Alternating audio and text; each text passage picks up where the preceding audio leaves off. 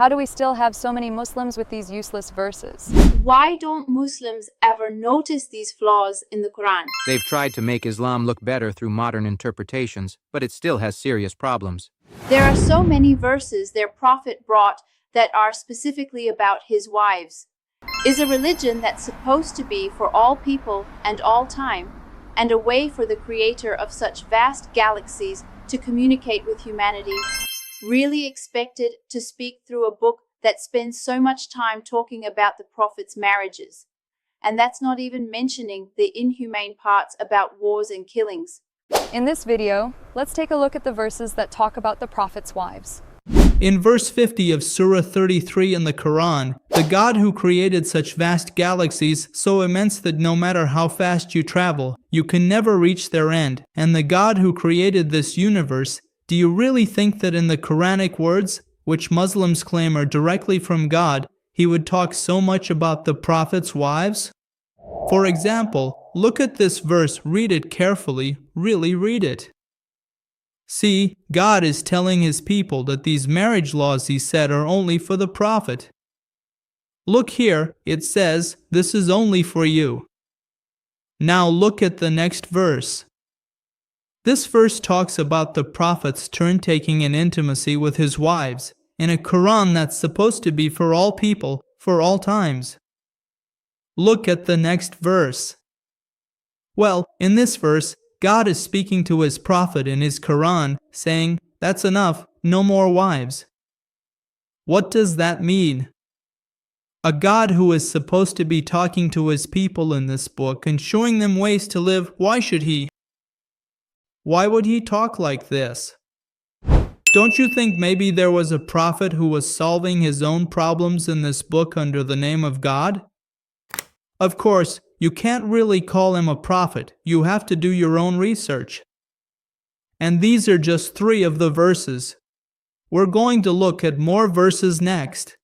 Besides the verses about war and bloodshed, which are already controversial, these verses are only about the prophet's wives and his relationships in a Quran that, according to Muslims themselves, is supposed to be for all people, for all times, and is considered a miracle. Do you really think these kinds of things could be considered miraculous? Or could these kinds of statements really come from a God who created humans in such vast galaxies? Is this really how he would communicate with people? Let's look at the next verses together.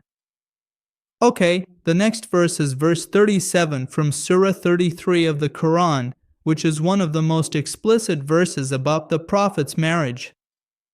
There was a woman named Zainab bint Yash who was the former wife of Zayd, and after she separated from her husband, she married the prophet. Alright, the following verses are verses 1 to 5 from Surah 66 of the Quran. In these verses, we can see that it says, O Prophet, why do you forbid yourself from what God has made lawful for you? Is it just to please your wives? God is forgiving and merciful. What could that mean? Or in the next verse, God has made a way for you to break your oaths. Swear to God, pay the expiation, and break the oath. God is your protector and helper. Or in this verse, it says, when the prophet confided a secret to one of his wives, but she revealed it, and God informed the prophet about what had happened. When that woman asked the prophet, who told you, he replied, the all-knowing, all-aware God. Or in verse 4, it says, if you 2 wives of the prophet repent to God, it will be better for you, for your hearts have deviated from the right path. In verse 5, it says, if the prophet divorces you, his Lord may give him lives better than you, believing, obedient, repentant, worshipful, fasting, previously married, or virgins. Are you paying attention to what I'm saying? Verses 11 to 26 of Surah 24 in the Quran, which are exonerating Aisha. There were some accusations made against Aisha and the Prophet in this Quran that was revealed for humanity. Explains in almost 15 verses that all of these are slanders against Aisha. This is all in the Quran. which they say is a miracle and is supposed to teach life lessons to people for generations to come. The next verse I invite you to reflect on. You, as Muslims, the Quran is the only source that both critics and interpreters of the Quran agree is the only reliable source for us to examine Islam. All the narrations and hadiths were written 200 to 400, even 500 years after the Prophet's death, but the Quran is the only source that was written just a few years after his death. We have to draw our conclusions about whether Islam and being Muslim are right or wrong from these verses. Think about these verses, read their meanings. Now, verses 32 and 33 of Surah 33 recommend dignity for the Prophet's wives and give moral instructions to them. Verse 6 of Surah 33 shows the special status of the wives. Verses 28 to 29 of Surah 33 are about the choice between this world and the hereafter for the Prophet's wives, saying that they will have a good standing both in this world and in the hereafter. Verses 30 to 31 of Surah 33 mention double rewards for the Prophet's wives, and also double punishments if they do something wrong. Verse 53 of Surah 33 is about the etiquette of entering the Prophet's house, explaining music, the rules of hijab, and respect for the Prophet's home.